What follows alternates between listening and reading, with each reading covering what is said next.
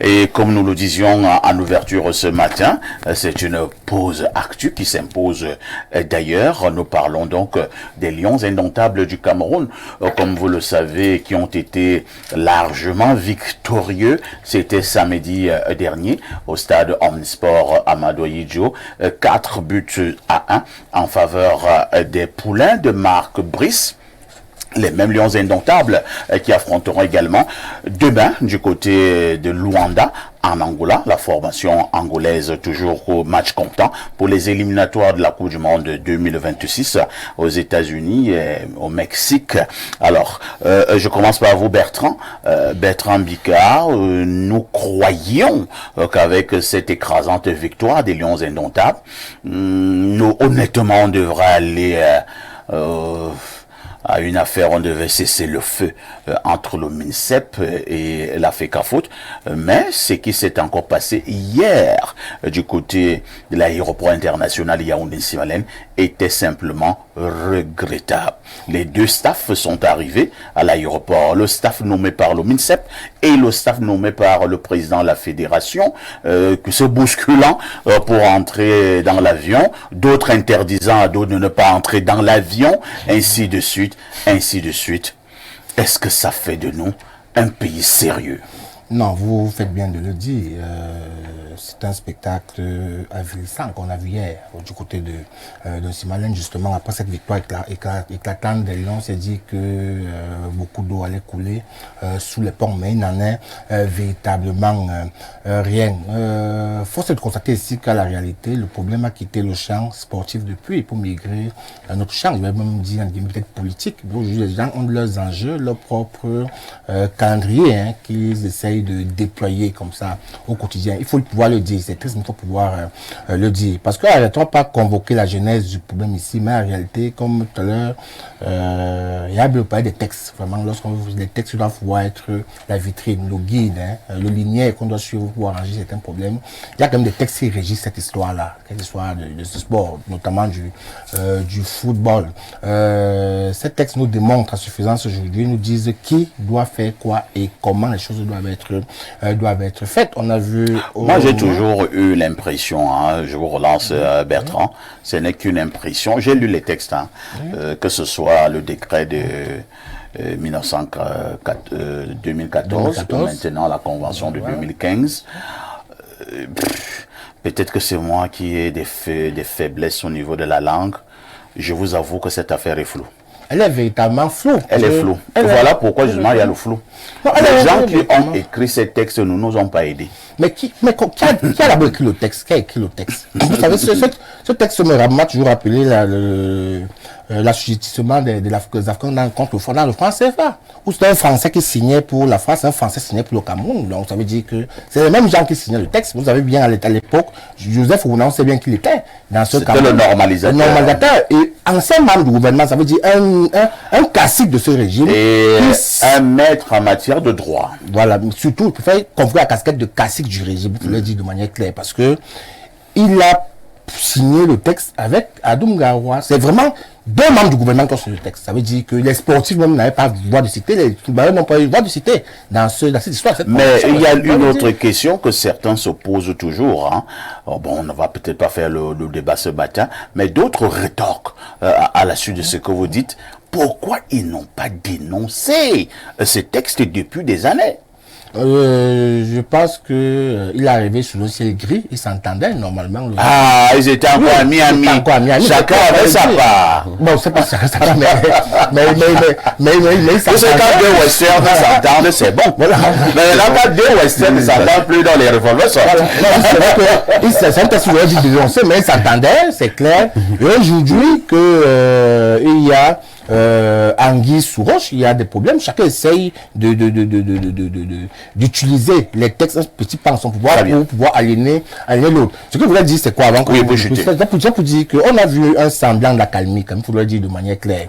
On a suivi une conférence de presse FECAFOOT avec Marc Brice et To qui sont restés à changer Hulton. On a encore vu les pourparlers qu'il y a eu avant ce match, où il y a quand même une liste officielle que la FECAFOOT a donnée, qui était censée accompagner les Lions pendant le match. Et cette équipe, moi, à mon avis, était celle qui devrait aussi se retrouver du côté de l'Angola, à mon humble avis. Parce qu'il faudrait dire que le Cameroun risque gros dans cette histoire-là.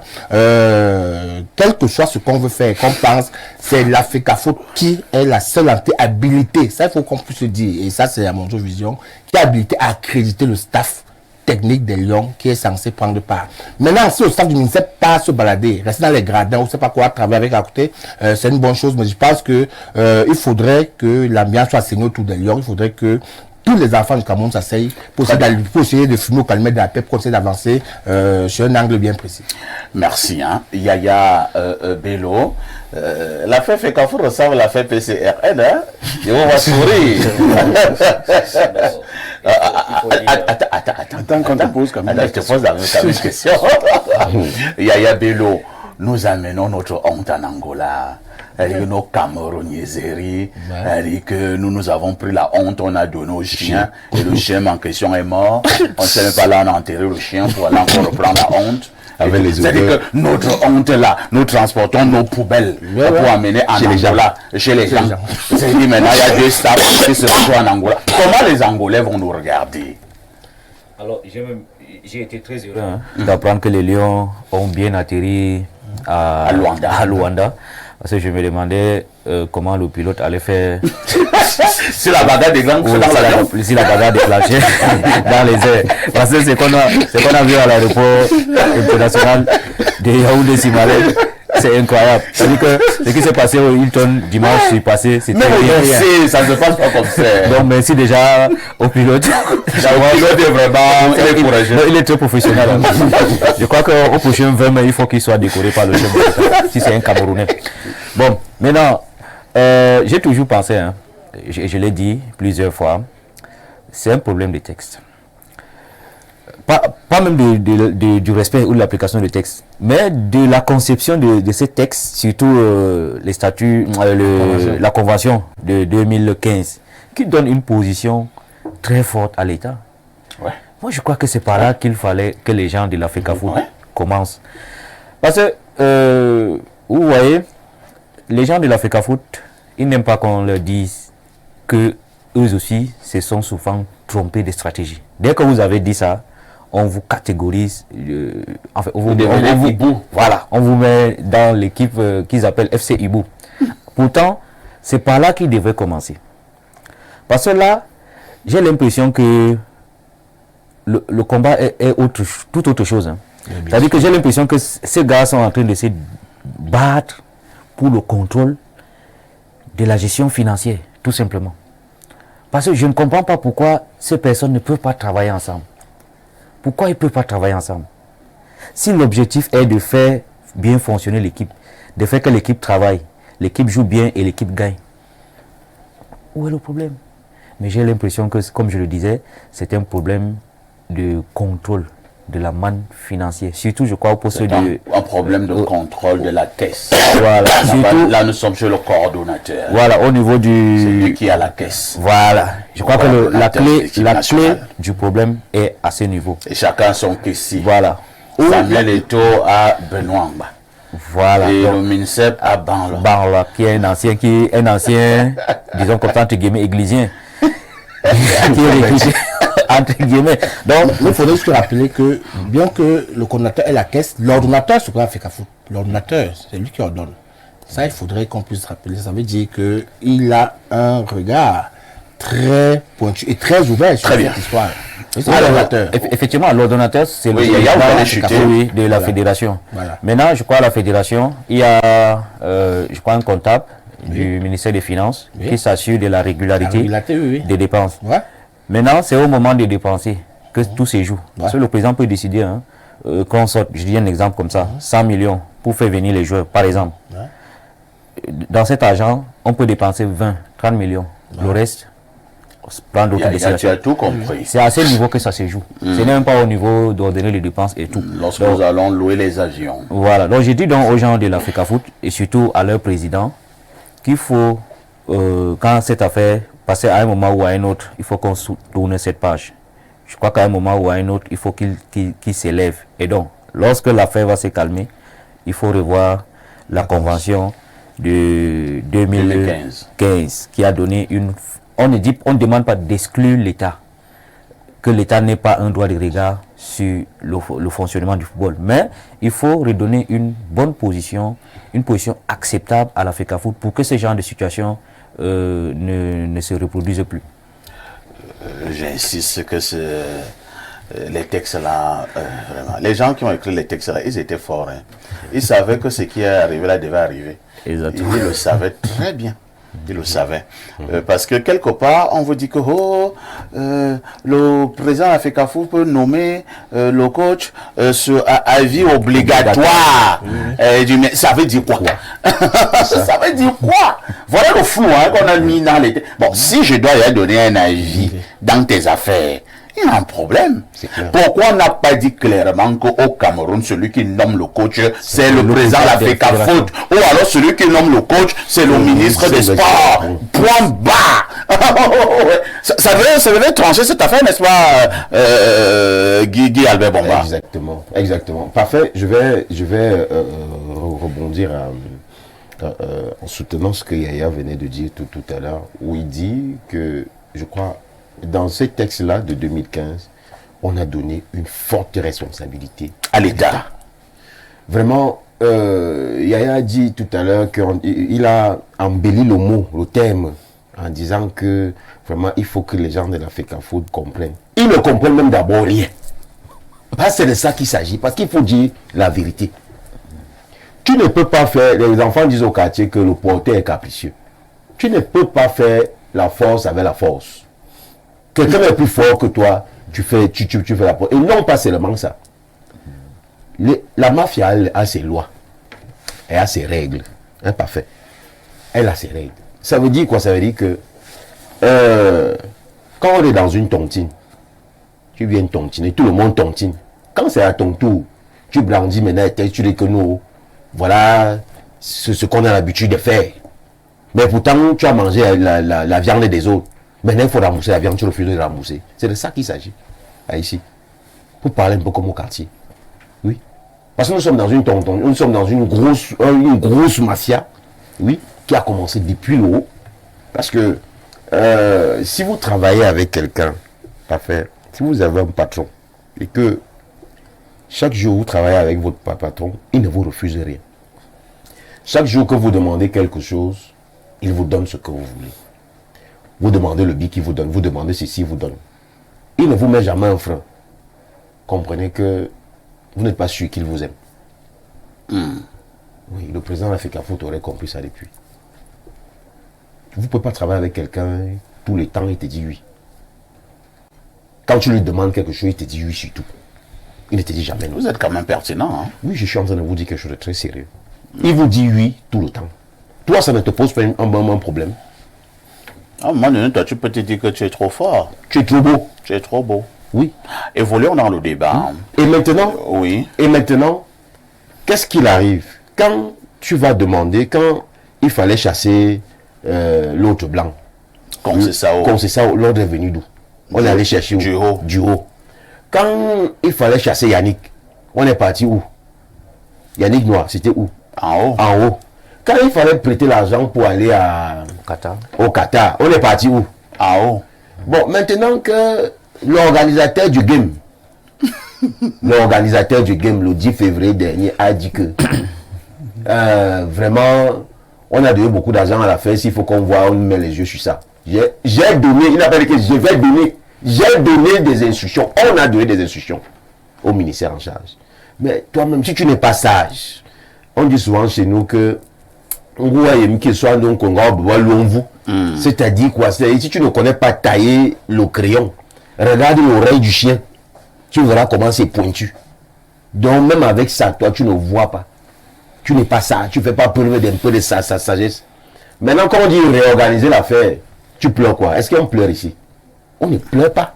On ne doit pas pleurer, interdit de pleurer. Merci. C'est de ça qu'il s'agit. Merci Guy Albert Bomba.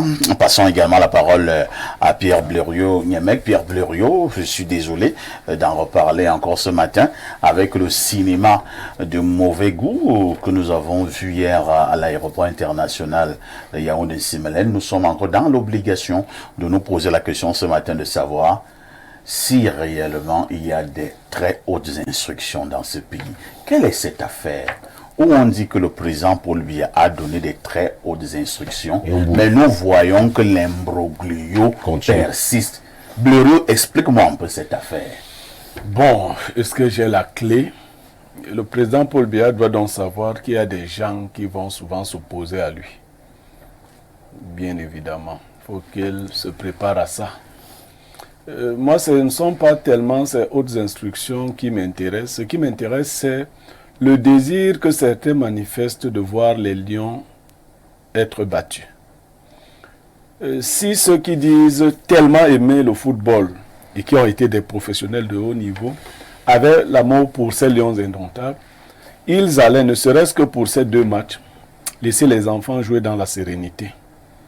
Personne n'interroge la tanière, mais il ne faut pas être sorcier pour voir que ces enfants étaient très heureux sans ces gens-là.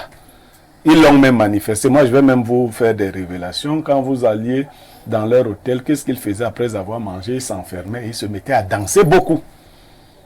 Et je crois que depuis qu'on leur a annoncé que certaines personnes sont encore de retour, ces enfants sont mal. C'est eux qui jouent, c'est pas nous.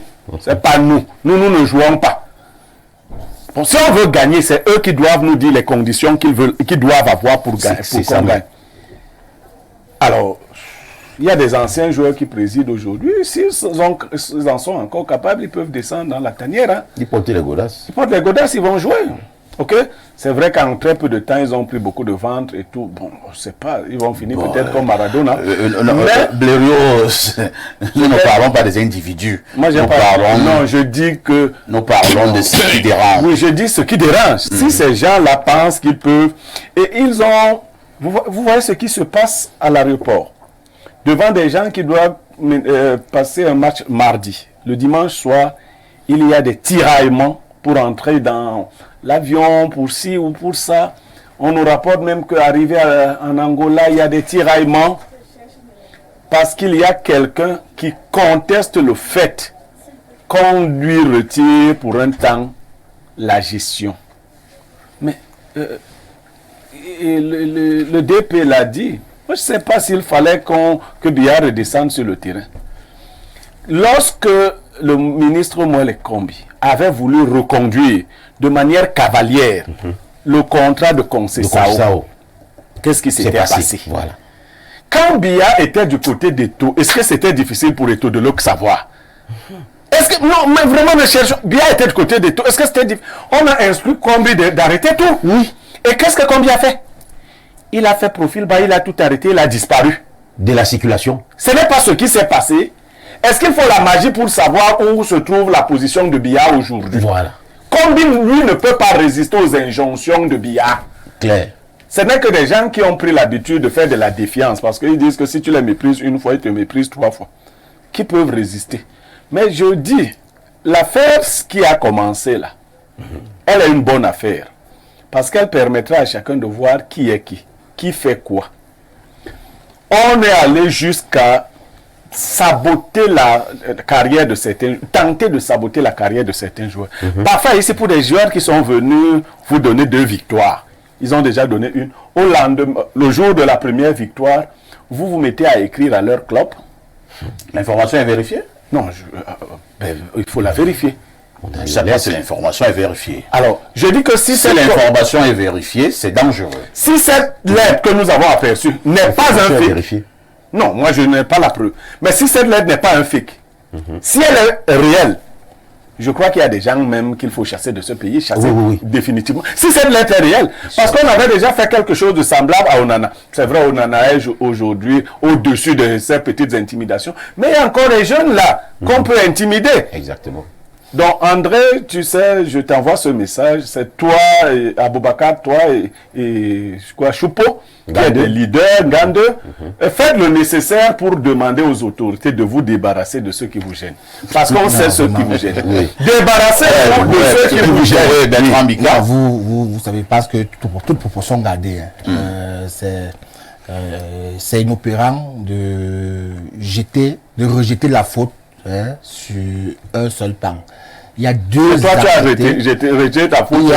Qu'est-ce J'ai pas rejeté la faute. Tu ne sais plus ce que tu as dit. Je sais bien ce que tu as dit, mais j'ai pas dit de mordicus que c'est le camp moins. Moi, je dis que c'est le camp et tout. J'ai convoqué sur les textes. Je dis il y a deux entités qui s'affrontent, je me dis ça comme ça, entre guillemets. Est-ce que l'État s'affronte avec quelqu'un? Aujourd'hui, il y a deux entités qui s'affrontent. C'est les faits, on parle des faits. Lesquelles entités? Bon, là, aujourd'hui, par exemple, il y a un staff d'Africafoot, il y a un staff du ministère, ça fait deux entités, voilà. Aujourd'hui, en réalité, le discours qu'on doit pouvoir tenir, c'est un discours, pour moi, je pense, d'apaisement. C'est un discours qui doit pouvoir faire en sorte que tous ces enfants, ces 10 enfants du pays reviennent le bon sentiment. Parce que ce qu'on fait ou ce qu'ils font ne laisse pas et ça dessert grandement le Cameroun. Lorsque on veut s'appuyer sur, comment ils appellent ça, sur des fantasmes, on va pas dire que c'est des fantasmes aujourd'hui.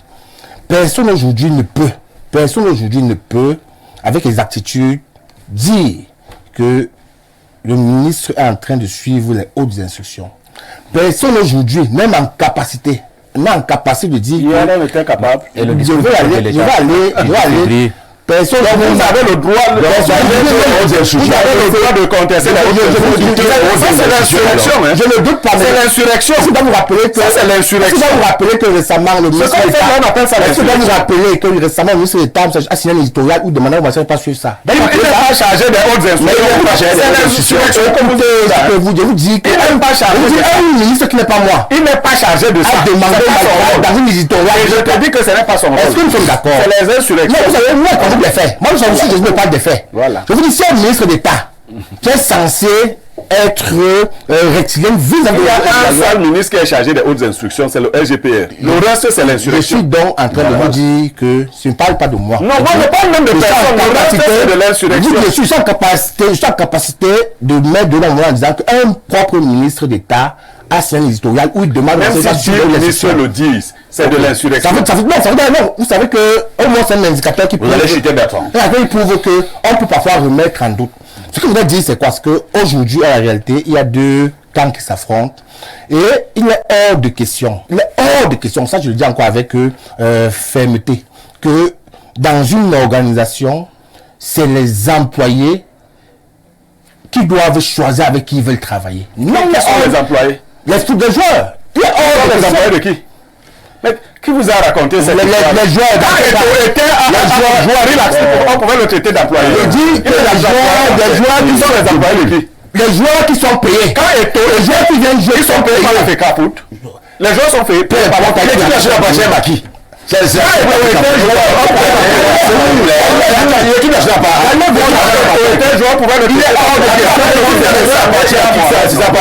hors de question que sur un plateau on dise que les joueurs doivent travailler. C'est toi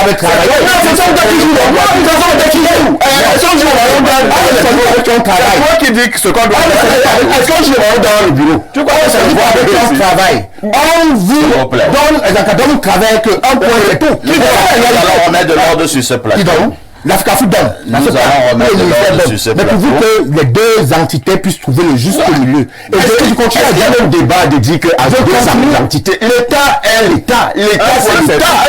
Et tout. Bon, c'est quoi la fédération? On a tous vu le cas de l'administration, c'est quoi? On a tous vu le cas de qui est maintenant la tutelle là? S'il vous plaît. C'était l'actu presse. On a vu le cas de l'histoire, le SAF qui a accompagné les gens. On a vu le SAF. Et il y avait un staff. Il y avait un staff. Pourquoi était assis où? Tu parles dans le passé. Non, comment vous êtes assis? Comment m'était assis? Ils étaient assis.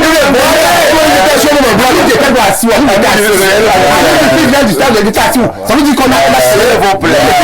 Est-ce que vous savez qu'ils sont en télévision? Oui. Nous sommes encore en télévision. Que ça va chauffer. Est-ce que nous sommes encore en télé? Nous sommes encore en télé. Vous allez parler à Bassade. Vous allez donc vous calmer. C'était l'actu presse. Tout ce que nous allons finir par dire est que si les hautes instructions, bien les très hautes instructions, sont encore réelles et vivantes dans ce pays, qu'on nous le fasse savoir. Voilà. Parce que ce qui se passe là démontre clairement que les très hautes institutions, c'est du pipeau. Si les très hautes institutions sont encore vivantes dans ce pays, qu'on nous le fasse savoir. Définitivement, À tout de suite pour la suite.